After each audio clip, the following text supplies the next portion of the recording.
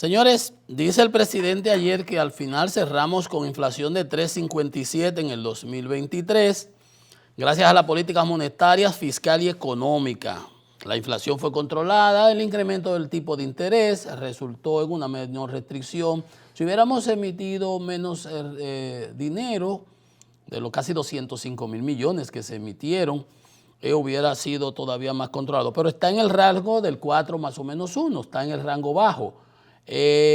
Lo único es que cuando vemos este número, también, ayer decía yo y les trabajaba ese tema, ¿no?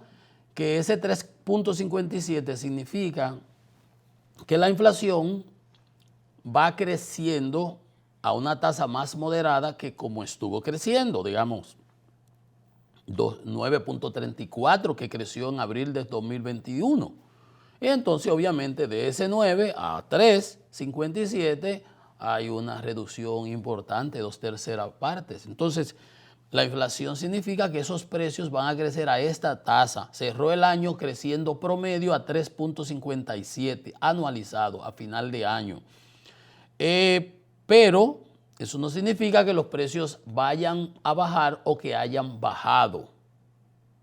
Y de hecho, la inflación alimentaria, cuando la general, que es la canasta de esos 350 y pico de productos, bienes y servicios que se incluyen para calcular su variación de precios mensuales, cuando está en 3,57, la general anda en 7,5.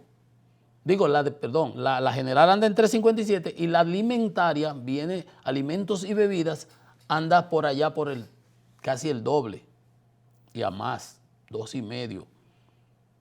Y que esa inflación de alimentos y bebidas es la que más impacta al quintil número 1, que es de las personas con menores ingresos, y menos impacta a las del quintil número 5, las personas con mayores ingresos.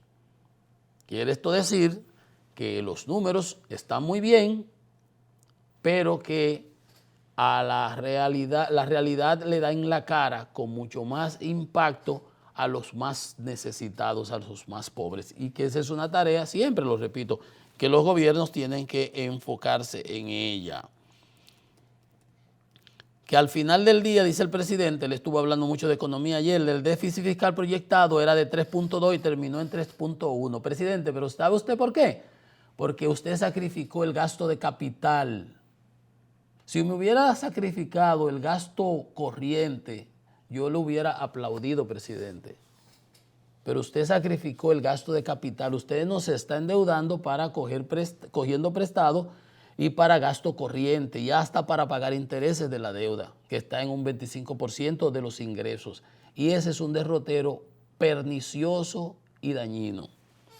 Y como le decía ahorita, dice el Banco Central que recibimos 10.157 millones de dólares en el 2023, gracias a las remesas que nos envían fundamentalmente los dominicanos que viven en Nueva York, en Estados Unidos. En los Estados Unidos, en diciembre nos entraron 945 millones de dólares, un 0,1%, prácticamente lo mismo del año pasado.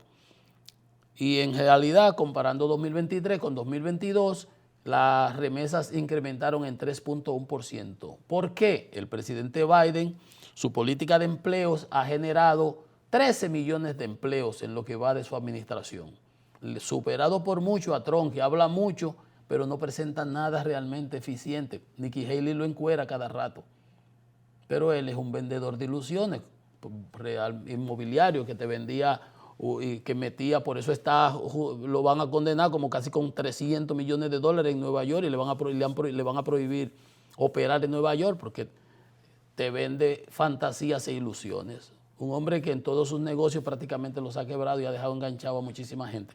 Pero 13 millones de empleos creados en este gobierno del presidente Biden, aquella ley antiinflación, aquella ley de infraestructura, construyendo puentes, autopistas, aeropuertos que estaban totalmente destruidos. Desde la época de 45 para acá no se hacían inversiones en los Estados Unidos, realmente. Y se aprobaron, creo que fueron 5 trillones, qué sé yo, para este proyecto de infraestructura. Y el desempleo está en 3,7. La inflación repuntó ahora en Estados Unidos a 3,7 y posiblemente la Federal Reserve, vamos a ver cómo el lunes, en estos días debe estar reuniéndose, decida qué hacer, pero no ha habido esa recesión que muchos pronosticaban y esperaban, y hemos hecho un aterrizaje suave, smooth, de la reducción de la inflación, como en el caso nuestro, como ha venido pasando en otros países. Entonces, qué bueno que tenemos esos 10,000, que logramos esos 10,000 millones de dólares en divisas que nos mandaron los dominicanos, el 84% proveniente de los Estados Unidos, y que acumulamos unos 15,464 millones de dólares. Tuvimos que sacar 200 para enfrentar el incremento del tipo de cambio, y dice el presidente ayer que no hay que temer por el incremento por los dólares, porque tenemos suficientes reservas, y eso es cierto, eso es cierto. Vamos a hacer una pausa, estamos en Economía y Mercado y venimos en breve con más.